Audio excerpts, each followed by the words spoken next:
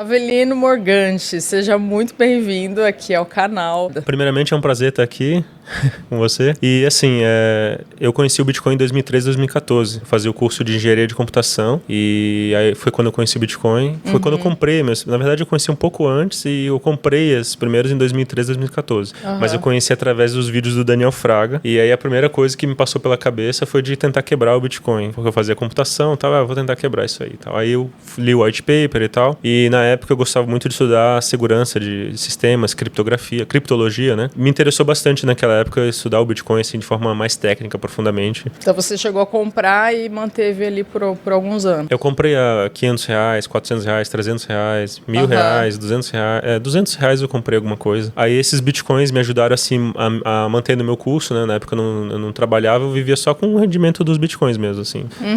Basicamente, o último ano da minha faculdade eu não trabalhei, porque é um curso bem difícil, forma 2 pessoas por ano, né? Eu me formei só com mais uma pessoa, numa turma de 40, e eu consegui me manter só com a valorização ali e tal. E é engraçado porque na época muitas pessoas me criticavam quando eu falava de Bitcoin, porque eu tinha uma convicção, digamos assim, e hoje elas também me criticam, sendo que eu tenho também uma convicção hoje nos metais, né? E eu também vejo as pessoas me criticando da mesma forma. Então as pessoas te criticam pelo seguinte, Avelino. Aliás, o Avelino hoje acho que é o maior hater do Bitcoin na internet. Mas eu vejo a galera falando assim, o Avelino, ele defende os metais porque ele tem um negócio de metais. Inclusive, eu passo por críticas parecidas. Quando eu falo assim, galera, vocês não tem que botar todo o dinheiro no Brasil. Aí as pessoas falam assim, mas é porque você tem um escritório de investimentos no exterior. Como se isso invalidasse o meu argumento, como se não tivesse motivos racionais para isso. Mas qual que é a sua defesa nesse sentido, Avelino, para quando alguém te questiona dessa forma? Então, eu trabalhei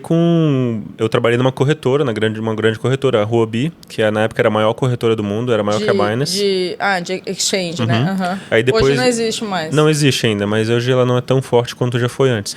E aí depois eu montei minha própria operação de OTC e eu cheguei a ter 10% do market share do Brasil, ou seja, caramba, eu movimentei, assim, em questão de 2 anos, mais de 150 mil bitcoins. Eu movimentei, assim, em valor, 2 bilhões e meio, mais ou menos, de reais em vendas de Bitcoin, né? Então, assim, na época que eu falava sobre Bitcoin, as pessoas também me criticavam da mesma forma. Você fala do Bitcoin porque você vende.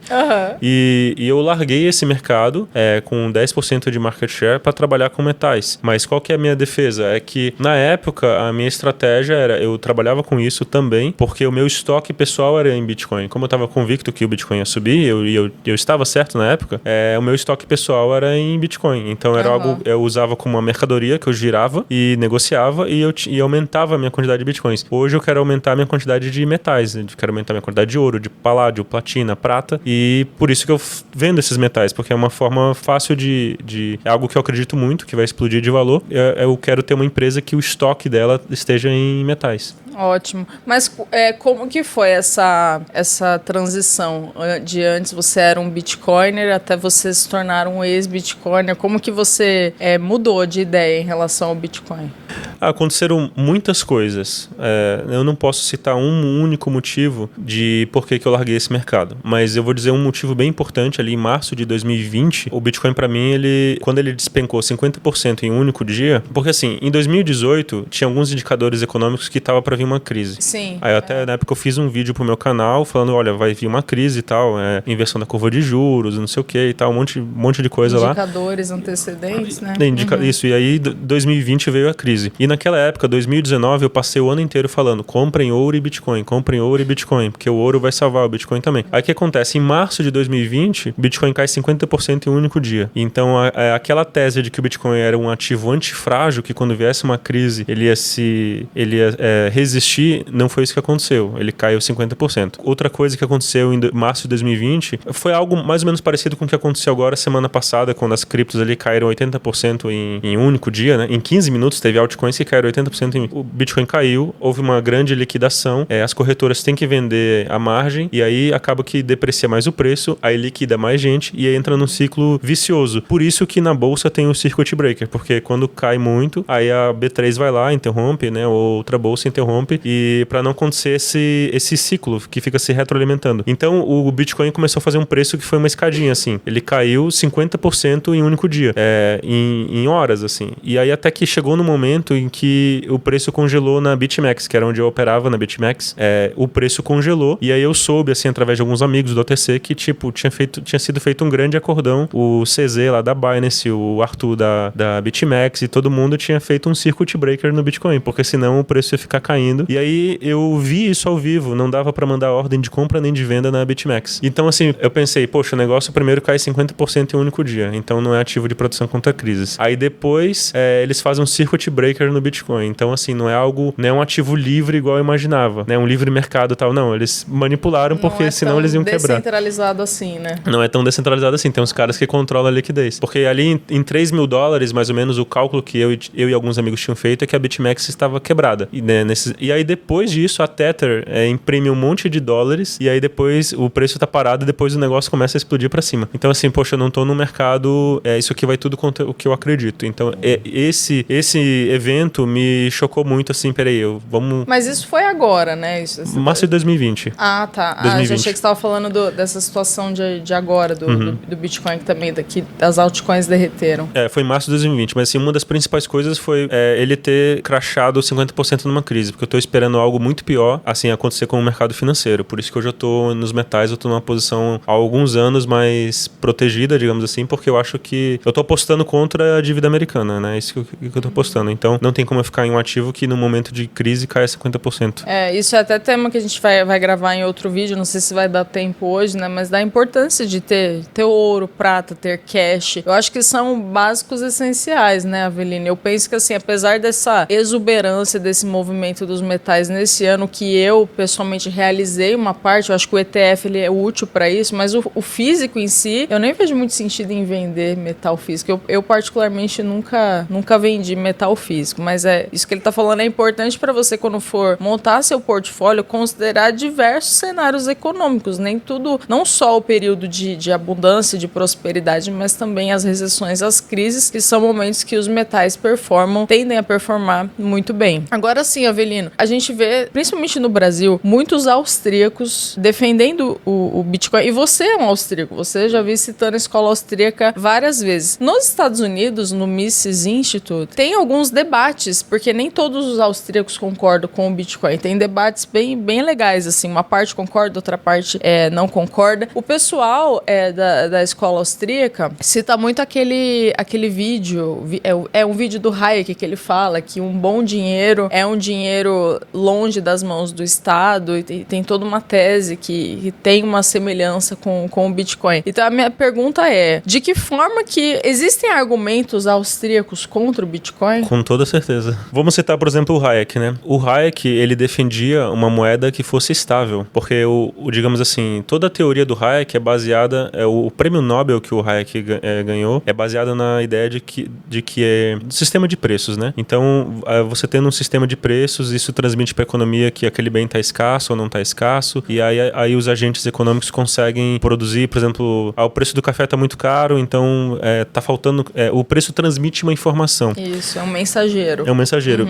Então, assim como o Hayek, eu defendo que a moeda não pode ser nem inflacionária, nem deflacionária. E nem estatal, né? Tanto que ele escreveu a desestatização do dinheiro. Sim, mas assim, o Bitcoin ele não serve como uma moeda nesse sentido, porque ele não é estável. Ele é muito, digamos assim, deflacionário, muito volátil, então não tem como fazer um sistema de preços. Tanto é que se você observar lojas que vendem coisas em Bitcoin, elas nunca de fato são cotadas em Bitcoin. Elas sempre são cotadas, é sempre um derivativo. É sempre cotado em dólares e aí é convertido em Bitcoin. Convertido na hora.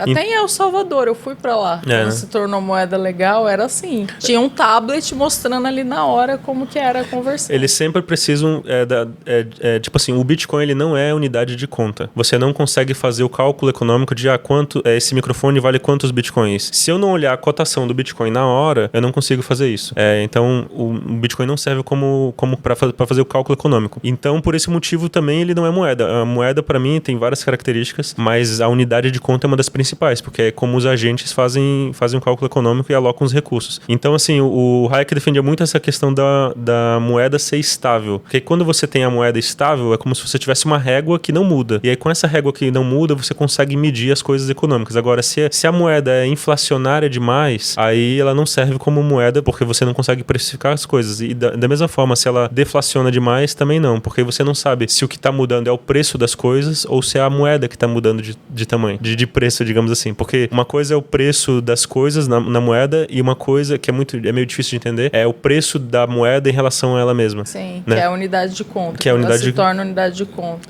Então, assim, eu não vejo que o Bitcoin seja moeda já por aí, porque ele não vai ser nunca a unidade de conta. Ele sempre vai precisar do dólar. Para mim, o Bitcoin ele é um derivativo do dólar. Ou o Nasdaq alavancado também. Se a gente em 3 vezes o gráfico, o que. Né? O comportamento é muito parecido com...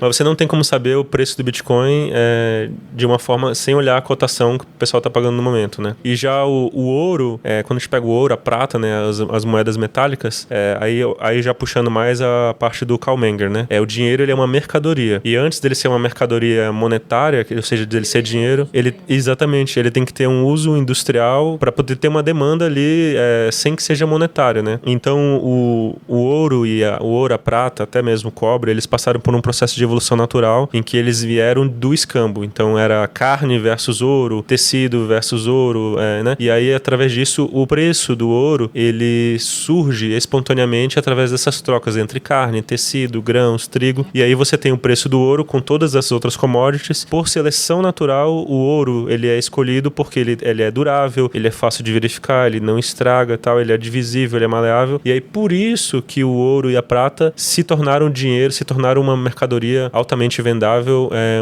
um bem monetário, digamos assim. E isso aconteceu em diversas épocas do mundo, em diversas civilizações, esse processo de seleção natural, né? Então aconteceu em Roma, aconteceu na Pérsia, aconteceu na África, aconteceu na China, em diversos lugares, né? E foi, inclusive, um período de muita prosperidade econômica, onde o mundo vivia sob moeda forte. Agora, um ponto que os críticos do Bitcoin trazem em relação à transferência do ouro, né? Mas e se eu mudar de país, como que eu vou levar ouro? Mas eu acho que é uma questão de quantidade, né, Avelino? Porque uma moedinha desse tamanho hoje tá $4.000. Então também tem isso, mas como que você enxerga o desafio da transferência, da portabilidade, vamos dizer assim, do ouro? Como que o mundo funcionava nessa época? Eu diria assim que moeda, né? Moeda mesmo, ela tem a característica das moedas, é a unidade de conta, ela ser estável, porque sem estabilidade não tem um sistema de preços, a fungibilidade, né? A parte da transferência entra já num aspecto tecnológico. A gente está num mundo hoje muito tecnológico, então eu posso citar ali o Jesus Huerta de Soto, ele tem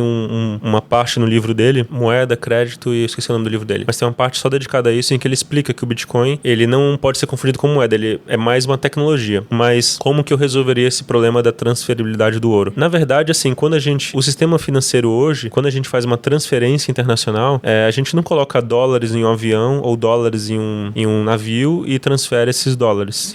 Vou dar um exemplo assim do dólar cabo. Como que é feito o dólar cabo? São trocas de posições. Então, por exemplo, assim, eu preciso fazer eu sou uma instituição financeira e preciso fazer uma transferência para a Europa. E tem uma outra instituição financeira lá na Europa. Existe um fluxo de dinheiro que vai do Brasil para a Europa, digamos assim, de transferências do Brasil para a Europa e da Europa para o Brasil. E sempre de um dos dois lados vai ter um déficit, né? Então, por exemplo, pode ser que mais transferências vão para o Brasil do que para a Europa. Mas simplesmente existe uma troca de posição. Porque a melhor forma de você fazer essa transferência não é você simplesmente colocar ouro no navio ou ouro no avião e mandar esse ouro para a Europa. Simplesmente você troca uma posição. Por exemplo, vamos supor que você quer mandar dinheiro para a Europa. As instituições financeiras fazem isso. Elas procuram pessoas que querem mandar dinheiro da Europa para o Brasil e do Brasil para a Europa e simplesmente trocam de posição. Então não existe essa transferência física. Só depois de uma quantidade de tempo que começa a ter um déficit, por exemplo, assim, vamos supor que o fluxo seja de 10 bilhões por mês do Brasil para a Europa e da Europa para o Brasil seja de 5. Então vai ter um déficit de 5 bilhões. Aí você junta uma quantidade e aí sim é feito esse acerto, digamos assim. Pode ser no final do ano, pode ser em uma única transferência. E às vezes esse acerto nem é feito para a Europa, ele é feito, por exemplo, para o Japão, porque a Europa está devendo o Japão e o Brasil está devendo a Europa, então eu, na verdade, estou devendo o Japão. Então a instituição financeira manda eu pagar lá. Então as interações econômicas são muito complexas e transferir o dinheiro fisicamente não é a forma mais eficiente. Então o que ocorre, na verdade, no sistema financeiro hoje é simplesmente trocas de posição. Tá. Outra coisa, você falou sobre sobre as funções da moeda, muito se fala sobre reserva de valor. Você defende que não existe reserva de valor, mas explica melhor por que você fala isso. Eu não gosto desse termo, porque esse termo reserva de valor induz as pessoas ao erro. É que assim, é um termo que é fácil de você falar, reserva de valor, tá. Algo que mantém valor com o tempo. Aí se você olha o gráfico lá, manteve o valor, então é reserva de valor. Reserva de valor.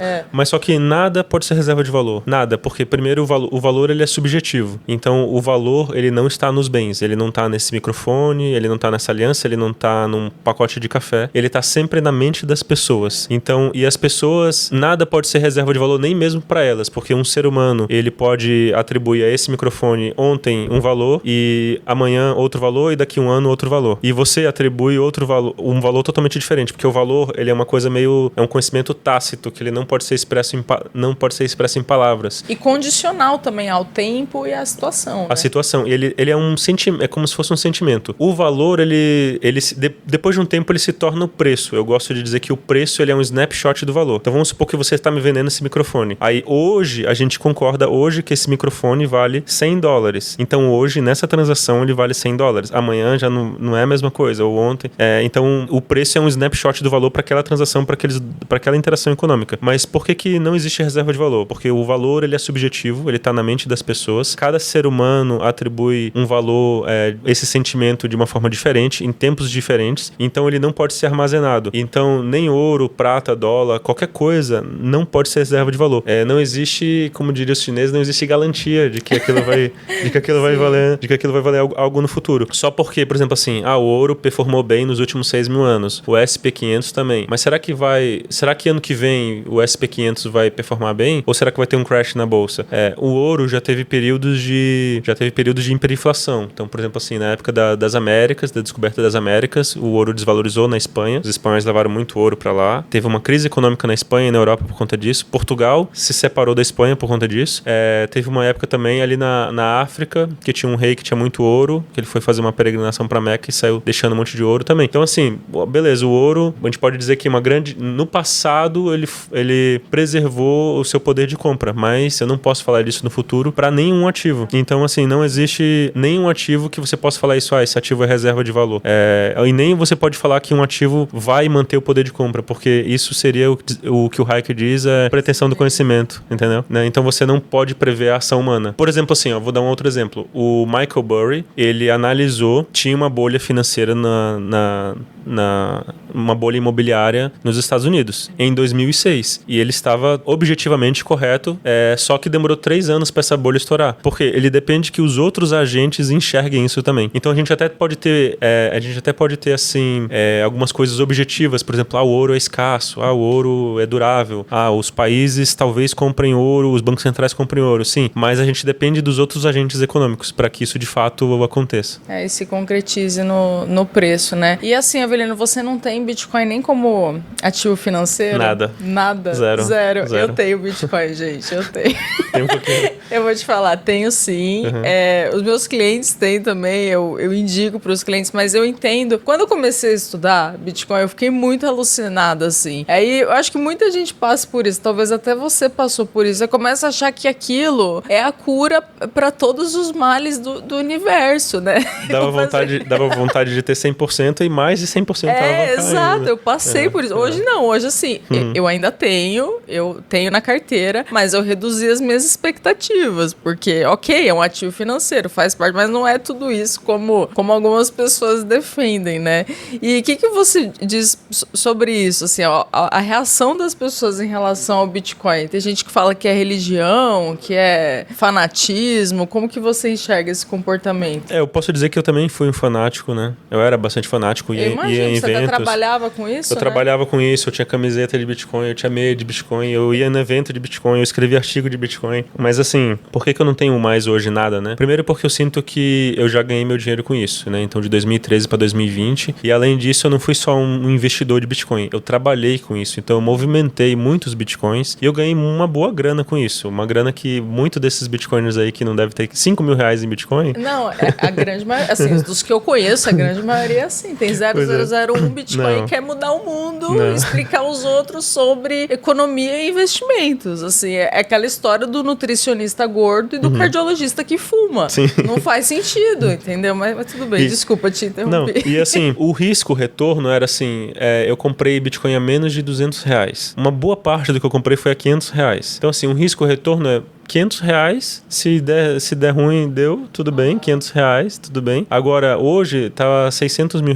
Então, o risco-retorno, poxa, para um Bitcoin, o negócio já subiu demais. Então, eu gosto de comprar coisas que estão mais baratas ali, as frutas que estão mais baixas, entendeu? Então, por exemplo, nesse sentido, eu vejo que os metais, a prata, por exemplo, que é o que eu tenho mais posição hoje, ela tá agora, ela bateu o topo histórico $50. Deu uma corrigida, né? Mas esse preço, $50, é o preço nominal dos anos 80. Ou seja, se você só ajustar pela inflação, deveria valer $1.350 hoje. Se só ajustar pela inflação. Então, assim, tem um potencial de ganho altíssimo. Então, eu gosto de comprar coisas, assim, que estão mais baixas e não algo que já subiu. Porque essas pessoas pensam que a diferença minha e elas é que elas pensam que o negócio vai subir mais 1000%. E eu não acho. Eu acho que a curva já deu uma saturada. Quem tinha para 17% do Brasil já comprou Bitcoin. Então, assim, é uma coisa muito popular. Eu não gosto de coisas muito populares também, né? Então, eu acho que esse ano já fez o quê? 15% em dólares. E eu acho que vai se manter essa média, assim, essa valorização PIF. É o pior ciclo da história do Bitcoin, né? Pior ciclo de 4 anos da história do Bitcoin. Então,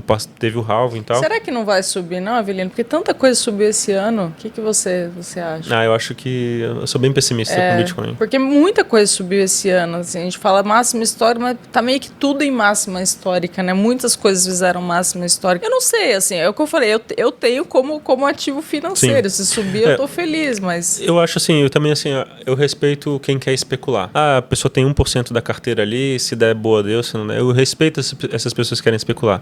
Quem eu não respeito é quem chama de moeda, porque não é moeda, e quem vê isso como um deus ou como a salvação da humanidade. Aí esse tipo... Mas aí eu acho não tenho... que é a maioria, não é? Que eu não tenho acha? como... Eu percebo, acontece não, aí não mesmo. tem como. Agora, se a pessoa tá especulando e tal, tudo bem, eu entendo. Eu acho que tem outras coisas mais baratas e que vão subir mais, né?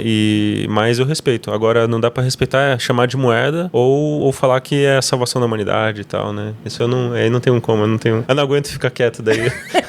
Muito bom. Bom, gente, acho que esses foram alguns relatos de um ex-Bitcoiner. Tem alguma outra coisa que você quer acrescentar, Avelino? Pra galera que tá começando a estudar agora, ou pros fanáticos, algum recado aqui pra dar pra eles?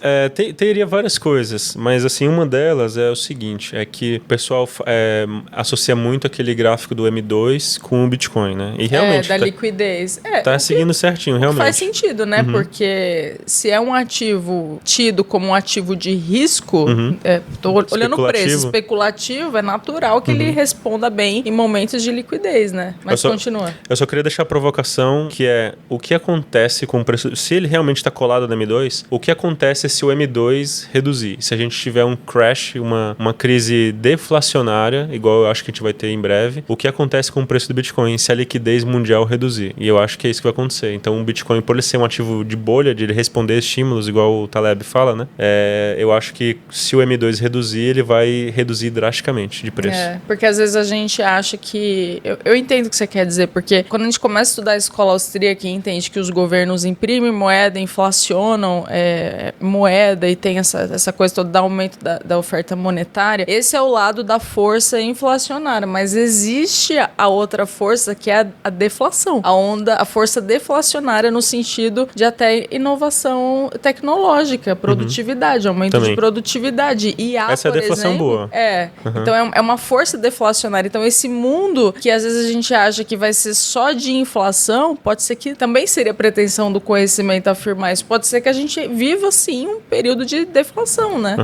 Eu acho que o final do ciclo, o ciclo do sistema bancário é esse. Eles não vão ter mais como ter essa saída inflacionária. Essa saída inflacionária já desde os anos 70 a gente está 50 anos só imprimindo dinheiro, estimulando e reduzindo juros. Agora alguém tem que pagar a conta. Esses 38 trilhões agora, né, enquanto a gente fala, chegou a 38 trilhões de dólares a dívida americana, tem que pagar essa conta. E como que eu acho que o governo americano vai pagar essa conta? Elevando isso vai contra tudo que eles acreditam? Eles acreditam que a taxa de juros vai cair. Eu acredito que a taxa de juros vai subir, né? A taxa de juros vai subir e aí o Fed vai dar um calote através da marcação ao mercado. Os títulos vão valer menos, né? Então o M2 vai cair, a taxa de juros vai subir, os títulos americanos vão valer menos e depois os bancos, como eles vão valer menos porque eles são títulos longos, os bancos entram comprando esses títulos mais baratos, sei lá, um título de tantos bilhões vai ser reduzido a pó. Aí os bancos entram e depois o Fed põe a taxa de juros no lugar de novo e os títulos voltam a valer. Então assim, e depois eles vendem isso pro Fed. Então é assim que o governo americano, ele não vai dar um calote igual a Argentina, ele vai dar um calote através dos títulos.